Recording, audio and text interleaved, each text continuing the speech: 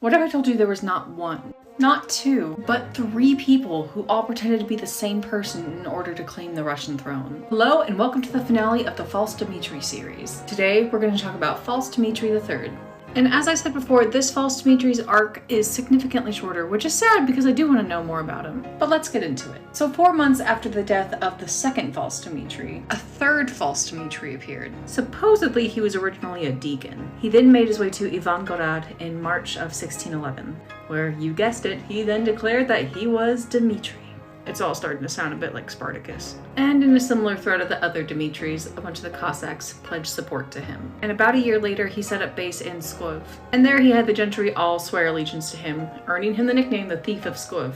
Once again, a bit like the Dmitri before him. However, he was likely betrayed to the authorities in Moscow because he tried to flee, but then he was captured and then quietly executed in the summer of 1612. And while that's the end for the Dmitri part of the story, things get interesting. Remember in the last episode when we said that the wife of the first False Dmitri eventually went on to recognize the second False Dmitri as her husband? Well, guess who turned out to be pregnant? That's right, Marina was pregnant and she gave birth to a son. Marina ended up naming her son Ivan, and he developed the nickname that would roughly translate to the Little Rebel or the Little Criminal. She also went on to marry the Cossack leader Ivan Zarutsky, and together they claimed that little Ivan was the rightful heir to the throne. However, now is not a good time to claim that you are the heir to the Russian throne, because in 1613, Tsar Mikhail Romanov, the first ruler of the Romanov dynasty, has been placed on the throne. So Mikhail Romanov was chosen to be the ruler by a Russian assembly group called the Zemensky Sobor. And so when Marina and Ivan claim that their son should be on the throne,